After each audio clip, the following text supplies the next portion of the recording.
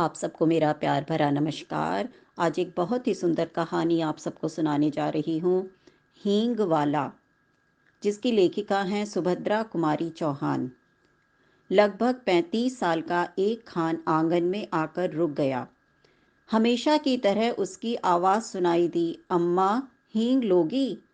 पीठ पर बंधे हुए पीपे को खोलकर उसने नीचे रख दिया और मौलसिरी के नीचे बने हुए चबूतरे पर बैठ गया। भीतर बारामदे से 9-10 वर्ष के एक बालक ने बाहर निकलकर उत्तर दिया, अभी कुछ नहीं लेना है, जाओ। पर खान भला क्यों जाने लगा। जरा आराम से बैठ गया और अपने साफे के छोर से हवा करता हुआ बोला, अम्मा, हींग ले लो अम्मा, हम अपने देश जाता है, बहुत दिनों में लौटेगा। सावित्री रसोई घर से हाथ धोकर बाहर आई और बोली, हींग तो बहुत सी ले रखी है खान, अभी 15 दिन हुए नहीं, तुमसे ही तो ली थी। वह उसी स्वर में फिर बोला, हेरा हींग है माँ, हमको तुम्हारे हाथ की बोहनी लगती है, एक ही तोला ले लो, पर लो जरूर।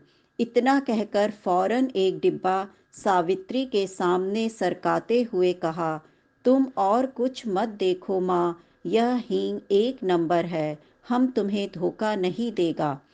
सावित्री बोली, पर हींग लेकर करूंगी क्या, ढेर सी तो रखी है। खान ने कहा, कुछ भी ले लो अम्मा, हम देने के लिए आया है, घर में पड़ी रहेगी, हम अपने देश को जाता है, खुदा जाने कब लौटेगा। और खान बिना उत्तर की प्रतीक्षा किए हींग तौलने लगा। इस पर सावित्री के बच्चे नाराज हुए। सभी बोल उठे, मत लेना माँ, तुम कभी न लेना, जबरदस्ती तोले जा रहा है। सावित्री ने किसी की बात का उत्तर न देकर हींग की पुड़िया ले ली।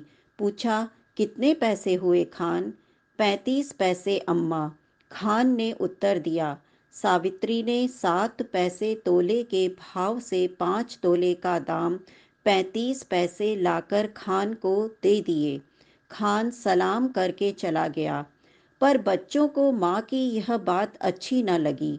बड़े लड़के ने कहा, माँ, तुमने खान को वैसे ही 35 पैसे दे दिए, हींग की कुछ जरूरत नहीं थी। छोटा माँ से चिढ़कर बोला, दो माँ, 35 पैसे हमको भी दो, हम बिना लिए न रहेंगे। लड़की, जिसकी उम्र 8 साल की थी, बड़े गंभीर स्वर में बोली, तुम माँ से पैसा न मांगो, वह तुम्हें न देगी, उनका बेटा वही खान है। सावित्री को बच्चों की बातों पर हंसी आ रही थी। उसने अपनी हंसी दबाकर बनावटी क्रोध से कहा, चलो चलो, बड़ी बातें बनाने लग गए हो, खाना तैयार है, खाओ।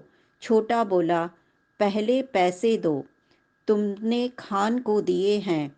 सावित्री ने कहा, खान ने पैसे के बदले में हींग दी है, तुम क्या दोगे? छोटा बोला, मिट्टी देंगे।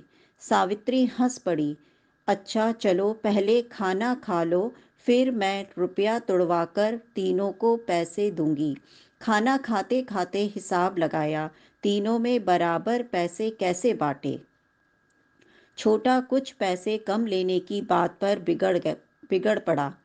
कभी नहीं, मैं कम पैसे नहीं लूँगा। दोनों में मारपीट हो चुकी होती यदि मुन्नी थोड़े कम पैसे स्वयं लेना स्वीकार न कर लेती। कई महीने बीत गए, सावित्री की सब हींग खत्म हो गई। इस बीच होली आई। होली के अवसर पर शहर में खासी मारपीट हो गई थी। सावित्री कभी कभी सोचती, हींग वाला खान तो नहीं मार डाला गया। न जाने क्यों उस हींग वाले खान की याद उसे प्राय आ जाया करती थी। एक दिन सवेरे सवेरे सावित्री उसी मौलसिरी के पेड़ के नीचे चबूतरे पर बैठी कुछ बुन रही थी। उसने सुना उसके पति किसी से कड़े स्वर में कह रहे हैं, क्या काम है? भीतर मत जाओ, यहाँ आओ। उत्तर मिला, हींग है, हेरा हींग। और खान तब तक आंगन में सावित्री के सामने पहुंच चुका था। खान को देखते ही सावित्री ने कहा, बहुत दिनों में आए खान, हींग तो कब की खत्म हो गई। खान बोला, अपने देश गया था अम्मा, परसों ही तो लौटा हूँ। सावित्री ने कहा, यहाँ तो बहुत जोरों का दंगा हो गया है। खान बोला, सुना समझ नहीं है लड़ने वालों में। सावित्री बोली, खान हमारे घर चले आए, तुम्हें डर नहीं लगा? दोनों कानों पर हाथ रखते हुए खान बोला, ऐसी बात मत करो अम्मा, बेटे को भी क्या माँ से डर हुआ है जो मुझे होता। और इसके बाद ही उसने अपना डिब्बा खोला और एक छटांक हींग तोलकर सावित्री को दे दी। रेजगारी दोनों में से किसी के पास नहीं थी। खान ने कहा कि वह पैसा फिर आकर ले जाएगा। सावित्री को सलाम करके वह चला गया। इस बार लोग दशहरा दूने उत्साह के साथ मनाने की तैयारी में थे। 4 बजे शाम को माँ काली का जुलूस निकलने वाला था। पुलिस का काफी प्रबंध था। सावित्री के बच्चों ने कहा, हम भी काली का जुलूस देखने जाएंगे। सावित्री के पति शहर से बाहर गए थे। सावित्री स्वभाव से भीरू थी।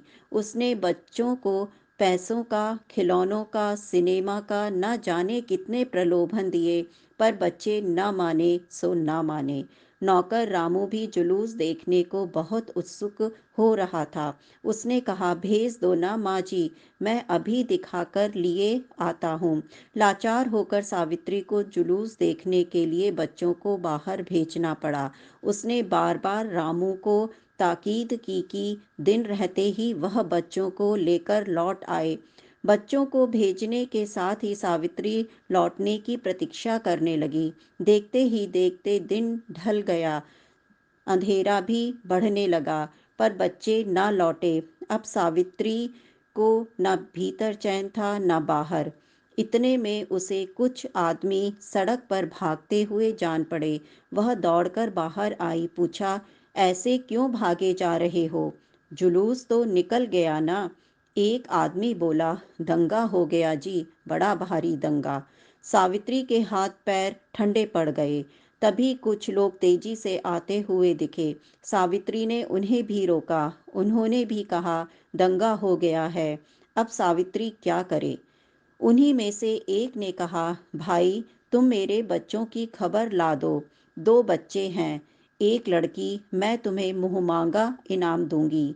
एक देहाती ने जवाब दिया, क्या हम तुम्हारे बच्चों को पहचानते हैं माँ जी? यह कहकर वह चला गया। सावित्री सोचने लगी, सच तो है, इतनी भीड़ में भला कोई मेरे बच्चों को खोजे भी कैसे? पर अब वह भी करे तो क्या करे? उसे रह रहकर अपने पर क्रोध आ रहा था। आखिर उसने बच्चों को भेजा ही क्यों? वे तो बच्चे ठहरे, जिद तो करते ही, पर भेजना उसके हाथ की बात थी। सावित्री पागल सी हो गई। बच्चों की मंगल कामना के लिए उसने सभी देवी देवता मना डाले। शोरगुल बढ़कर शांत हो गया। रात के साथ साथ नीरवता बढ़ चली, पर उसके बच्चे लौटकर न आए। सावित्री हताश हो गई और फूट फूट कर रोने लगी। उसी समय उसे वही चिर परिचित स्वर सुनाई पड़ा, अम्मा। सावित्री दौड़कर बाहर आई। उसने देखा उसके तीनों बच्चे खान के साथ सकुशल लौट आए हैं। खान ने सावित्री को देखते ही कहा, वक्त अच्छा नहीं है अम्मा, बच्चों को ऐसे भीड़ भाड़ में बाहर ना भेजा करो। बच्चे दौड़कर माँ से लिपट गए। खान ने सावित्री को देखते ही कहा, वक्त अच्छा नहीं है अम्मा, बच्चों को ऐसे भीड़ भाड़ में बाहर ना भेजा करो। बच्चे दौड़कर माँ से लिपट गए। बच्चे दौड़कर माँ से लिपट गए। धन्यवाद। नमस्कार।